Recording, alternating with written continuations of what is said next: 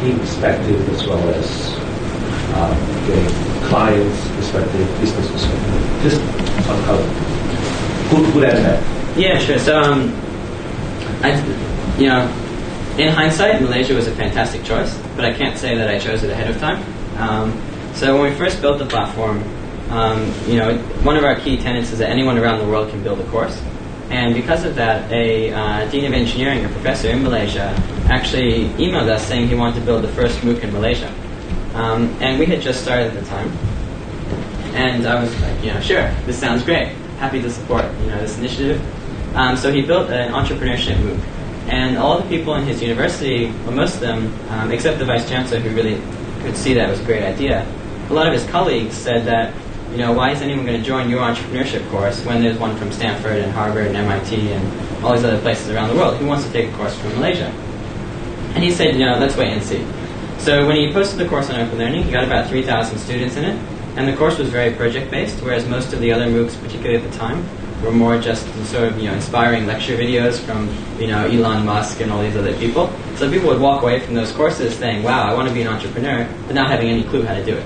Whereas in Professor Mushtaq's course, he actually took students through the journey, and they actually started a project in the course, and they have to try and get it crowdfunded as well. So that really resonated with people. So from there, a lot of other lecturers and universities in the country started exploring MOOCs. And then the Ministry of Higher Education started pushing a national MOOC initiative in around 2014. And after a number of trials, they selected Open Learning as a national MOOC platform.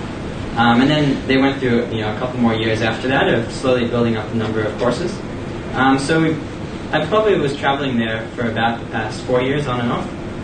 About a bit over 2 years ago, we set up the office there. And today it's about 39 people, and we have about 30 universities out of the 61 universities in the country using Open Learning. So there have been a number of probably challenges along the way, just in understanding the way in which things work, and also being quite patient, because although universities there were moving quite quickly compared to universities elsewhere in the world, it's still a long road for a university. Like, it takes a long time to really improve quality in courses, to really get adoption, to train people. And a lot of that has to be done face-to-face still.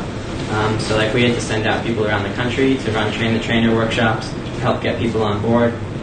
We have to get involved in promoting our learning philosophy and things like this. So it's taken quite a bit of time, I would say, but it's been an incredible experience. A quick question. Sorry. A quick question. Is it an open source platform? Are you sharing API to users or whoever puts curriculum on your platform? So I guess there's two parts there. So the platform's not open source. It's a proprietary platform. We built it from scratch and it runs in the cloud. But we do have a lot of open APIs that anyone can use. So, for example, our widget system, which is actually to build these little things inside the course, the APIs for that are publicly available, and anyone can actually build these widgets or plugins in Open Learning. And we support a number of standards as well for that. My question is around the innovations driven by technology or influenced by technology. I'm into the technology background as well. Whenever we are into such innovation more, it's often based on assumptions, which is considering the big chunk of population. It is designed in a way that is to cover most of the people. So thinking about a platform like this, it is fantastic. I also think about people with special needs, people that say ADHD, for example, or dyslexic, special needs people. How do we think about a platform like that, which we don't miss out that part of the population which cannot take the advantage of that platform? So we do our best to support many standards for accessibility. And Open Learning is used in the federal government in Australia as well. So because of that, we've had to meet a number of additional standards. But I think it's a challenge. A lot of things online aren't compliant with even national scrutiny. We don't have the resources to try and reach 100% of the population. I mean, a clear area is internet access as well. many people in rural areas in a lot of the countries that we work in don't have internet access. So they would be unable to access the site at all. So it's something that we have to work on and address. I don't have a simple solution. Over time, we've tried to improve the support in the platform for a number of tools that would help people who have a number of challenges accessing a traditional website. I'd say we've probably done a better job than most, but still nowhere near where I'd like to be. I should connect you to Mark Stanley Thratu, who was our first speaker, who deals with the No Internet Challenge. He has a special box or off the shelf. I don't think he's made it, but all the data is collected and whatever. In your case, maybe the messaging and the videos, whatever, and then at some regular time, maybe via a VSAT, then the package is sent up and back. So he's designed his platform so that it can be a bit hard to do real-time stuff. Sure. Yeah. You might have to message someone and wait for an hour. Yeah, that could be interesting. I mean, one of the things we have worked on in Malaysia is we advocate for, and they're also trying to push for more internet access across the country. So even since we started working there, they've upgraded a lot of the infrastructure at all the universities. Because when we first came in, they actually did have a lot of challenges in terms of the connections that universities had themselves. But now a lot of that's actually been addressed. So I think the trend, particularly in these countries, is trying to get access to the internet for everyone. And they've made some strides in that, but still there's a long way to go as well. It's quite a challenge. Questions Hi, I'm Shona. Thanks a lot for your talk. I'm primarily working in primary teacher education, specializing in maths. So one of my main concerns with any course, whether it's online or offline, is how students will continue to grow in the course when perhaps, like in the subject of maths and STEM in general, you tend to need a lot of on-the-spot assessment, so to say, for lack of a better term. And I don't mean like pop quizzes, but I mean in trying to, in the case I had, for example, last semester, a lot of students came in with perhaps incorrect mathematical knowledge, and part of the work I was doing with them was actually trying to help them unpack that and try to sort of rewire, for lack of a better term, some of the mathematical connections, and that would also be added to different pedagogical practices in maths teaching and all the other things that they learn in the degree. But something like that, how do you see Open Learning or other EdTech companies being able to help support the training of teachers or continued professional development of teachers when perhaps you need a course where someone is there to be a facilitator and some sort of a moderator when perhaps all the students who are doing the course may not be able to comment in the same way, like, oh, I think this is wrong because you might be thinking, having this misconception about fractions, for example. Could you comment a bit more on that? I think that's a great question. So I guess two parts. One is we actually do work with a lot of teacher professional development organizations, particularly in mathematics. So we work quite closely with UNSW's School of Mathematics. We run a number of PD courses. We also work with teacher training in Australia, Class Cover, and a number of others. So I think there are a couple of challenges. One is that we probably shouldn't assume that every course can run on its own without facilitation. I think a lot of courses do require facilitation, and some require more than others, particularly at the different levels that you're learning at. The other is the way in which those activities are designed. So a lot of the activities or a lot of the work that you would do can be done online, but they still would require some facilitation. So our goal would be to either develop specific widgets that do some of that automatically, but more and more would be trying to use the community dynamics or making the job easier for the teacher who's actually facilitating that course. But I agree, it's a difficult thing to do. And particularly for young students, it's not an area that we normally actually get involved in. For a lot of the things we're doing, we see a lot of students being over 16 years old, because then you can kind of draw on more experiences, and you can design different kinds of activities. Working in a lot of the younger years is much, much harder, especially for the style that we're using. I think you need more hands-on sort of guidance for the students then. Well, that was sort of the second half of my question, that so you mentioned before rightfully so, that one of the disadvantages for people who are living in quite remote areas is they're not able, for whatever reason, work, family, and otherwise, to be able to travel to a campus based in the city of Sydney, for example. So then that, in combination with perhaps not very good internet access, lack of community of people who are also going through those projects and learning at the same time, then how do you see EdTech being able to help support those people where they, online or offline, won't have that natural sense of community which is needed to work on a project together, especially when they're scheduled to also be online? Yeah, so I mean, I think there are some basic requirements, like you would need to have internet access for this to work. Yeah, of course.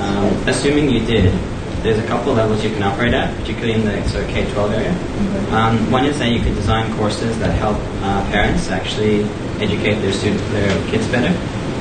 So a lot of, in those situations, people might be homeschooling, or even if they're not, students may go to their parents for help, especially if they can't afford tutoring.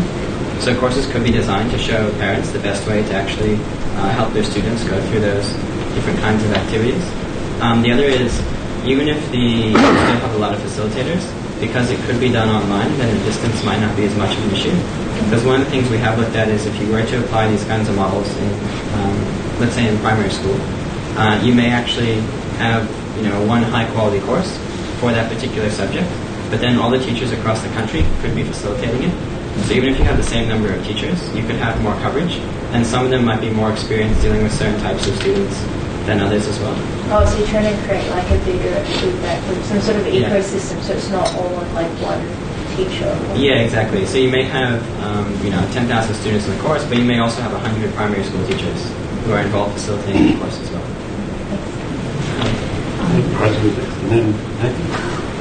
I actually have two questions that are related. With regard to what I see MOOCs being able to do very effectively is teach functional competencies. Have you had courses that have taught behavioral competencies like communication skills and negotiation, conflict communication? And if you do, can you throw some light on how it's been achieved? So I'd say the style of education that we advocate for is actually, it works for both, but particularly for soft skills, because that's mainly what we're trying to get across. The idea that students are better thinkers, communicators, they can work together better in teams. So there are a number of ways you can design those kinds of activities, but one common pattern is really around this sort of creating and sharing and then reflecting on the experience. Now, I'll give you an example. There's a presentation skills course that we developed, and in that course, rather than just telling the student, hey, go give a presentation, we actually looked at the content from the existing content provider as well, and some of it was quite funny. They had tips on how to make your presentation go better than it seemed. They're like, if you don't have a lot of people coming, only put 5 chairs out, and then people are looking for a chair, and then you bring out more chairs, and it looks like people are really trying to get into your talk. Those are the sort of things that these courses were teaching before, which are, it's valid, I guess. But what we did was we redesigned that so that the major project in the course was actually giving a presentation to a number of people in your workplace. And we actually built the student up for that. So along the way, we'd help them find talks that inspired them. We'd help them find things that really resonated with them in terms of the style of the talk. Help them dissect what makes a good talk, what doesn't, the different techniques other people have used. And all the way through it, the students are finding those examples themselves. So it might be that by the end of it, they're really impressed with this one particular speaker, and they want to work out the best way of designing their presentation in that way. So we take them through the different stages of designing it, and at each point, they're doing very small things, so they can get very discrete feedback on each of them. So would you perhaps have a way of evaluating the final presentation? Is that how does that work? Yeah, so the final project is they do the presentation to their colleagues, and they also design a feedback form or method that they use for that presentation as well. And we also help them identify things to look out for as well. So even if people don't give the feedback they're looking for, they can kind of get ideas from other things that are happening in the environment. And then they fill out a personal evaluation as well of how they think they did, and they record it, so they watch themselves presenting and they analyze what they've done as well. So these are all things that you would do if you were doing it face-to-face. And you can do them online as well. So around that.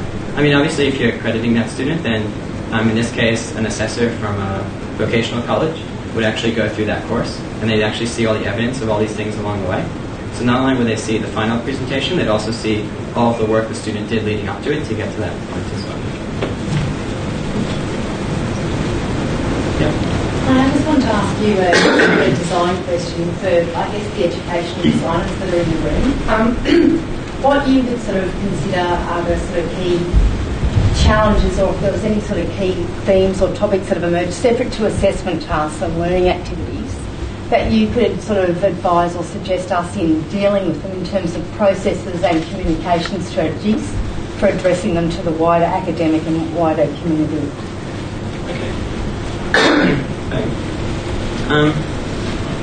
I think, so when our team's designing courses with a lecturer, for example, we have a process that we go through. There's a number of steps in it. But the first part of that process has nothing to do with the technology at all. It's actually a proper course planning process. And that's usually what we want to take people through. And that involves going through the existing material, working out what the learning outcomes are. Like everyone knows, but reminding them what the learning outcomes are, because they probably weren't meeting them last semester. Then we also help them interview students who took the course previously to get their feedback on what worked and what didn't, like things that stuck out in their minds. And then there's a sort of a course plan template that we go through. So really by going through all of that, by the end of it, you have a good idea of all the different types of activities you want in the course, the way you want to engage the students, what everything's mapped to. So that should actually all be done before you even think about building the online course. So that's what usually our learning designers would work with an academic on. So I think that's one part. The other is probably making it clear up front that they were working out where they actually want to redesign their course, because a lot of academics don't want to. They're actually just quite happy uploading their research papers from the previous slides from the previous semester and just showing them to the students. Then the students just trying to work out what's going on. And I think that probably the other one is around proper training around facilitation, because I find that that's probably one of the, even if you design the course really well, that's one of the things that can fall down sometimes. Because there's this tendency to think that just because there's a comment box on the website, people will comment and they'll have a discussion, but that's actually not the case. So a lot of the activities that our team will work on designing with the academic or encourage them to design are either rapport building activities or community building activities that are really early on in the course. So a lot of times an academic will actually look at, let's say an ice-breaking activity, and they'll say, why do I need this activity? It's got nothing to do with the course. And it's like, well, actually it does, because unless people start getting to know each other, they get used to using the technology, they meet other people, they're actually not going to continue through that. So explaining the relevance of a lot of different activities is something that does take time as well. So I think those are some of them, but there's probably a lot of other challenges you might encounter. But I guess if you're starting off, just find some academics who are willing to actually redesign their course and they know what they're getting into. Are you utilising any artificial intelligence or augmented intelligence to understand and present back to these lecturers or to the students with some micro-segmentation based on personality types, which might be better learning or help them engage in learning, help them learn about redoing their course? Not yet, but it's on our roadmap. So at the moment we collect all of the data, and we have very detailed data on sort of the network of interaction between students. We do sentiment analysis and language analysis on a lot of the interactions on the platform, but we haven't done too much work on really using that yet. But one of the areas that it has been used for, because we actually make this data available to universities who want to do research. So we've collaborated on a lot of research papers. So in some cases, we've helped researchers who've run a course on open learning work out changes in language and language patterns over time to see if behavioral change has actually occurred in some form. One of the areas we have also looked at is using that data to work out the likelihood of students dropping out of a course and the intervention points which could prevent them from doing so. So I think that's probably one of the key ones, and then from that we can make suggestions to the facilitators on what they may want to do. Because from a student's perspective, if you're doing all these things in the community and no one's responding to you, that's going to be quite disheartening. Yeah. So working out where you should intervene and encouraging other students to intervene is something we look at as well. But we haven't done not much in that area. I think propensity to churn would be a great one to look at. Yeah, perhaps can you elaborate on maybe an example or two of anything you detected which predicts a student dropping out of a MOOC? So we haven't done too much in it, but one of the things we do look at is the faster a student interacts with other people and gets a response, the more likely they are to stay. So a lot of our things in the platform are geared towards getting students to start interacting with other people as quick as possible, so that you kind of build like this sort of a sense of responsibility to the community, almost in a way. They're like, oh, I want to go back to the course because I don't want to disappoint, Jono, who I told him I was going to do this course so I could, paint a great painting for my mom or something. Yeah. So these things are quite important. So encouraging them to interact as quick as possible is important, and which is why a lot of the first activities in most courses are ice-breaking activities, and they involve actually sharing a picture or doing something personal, rather than just doing something highly related to the course.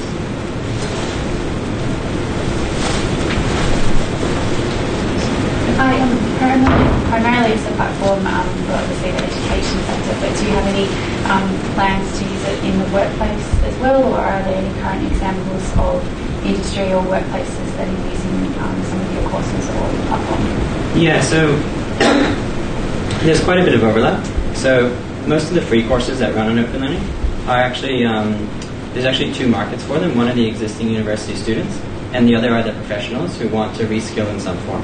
So there's kind of there are a large number of people who currently use Open Learning for professional development, but they're taking courses from unis and individuals.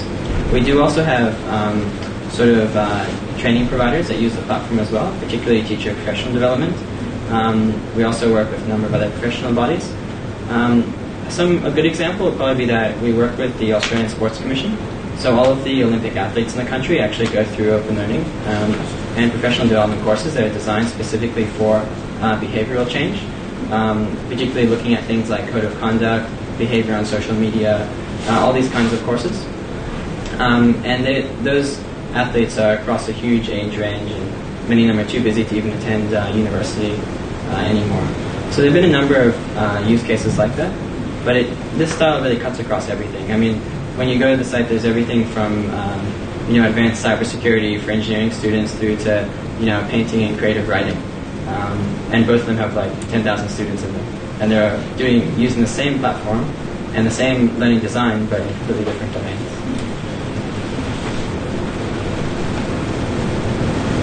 Okay. Well, thank you very much. Really appreciate it. Yeah.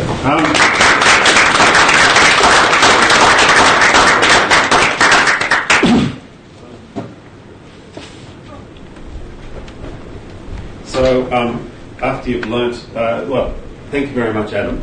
And the gifts I chose were because after a hard day of learning, you always need to unwind. Thank you so much. I've got to be in the camera angle. Okay. Where's the camera? And also because to wish you much success, sadly, in instructional design and course design and in meeting new universities. I hope you talk to the ACU later on. Yeah. You'll need to go to a lot of meetings. To go to. So thanks very much. I haven't seen this one before. It's a spook. So thank you very much last time. Please... You've definitely dealt with universities before, haven't you? Occasionally. You're able to stay around? I'll stay around for a little bit. Stay around for a little bit. There is more food and drink outside, so if you wanted to make your way out and network for a little bit longer, thanks very much.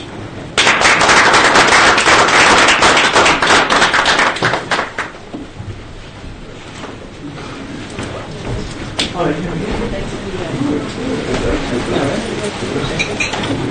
could not get that to work.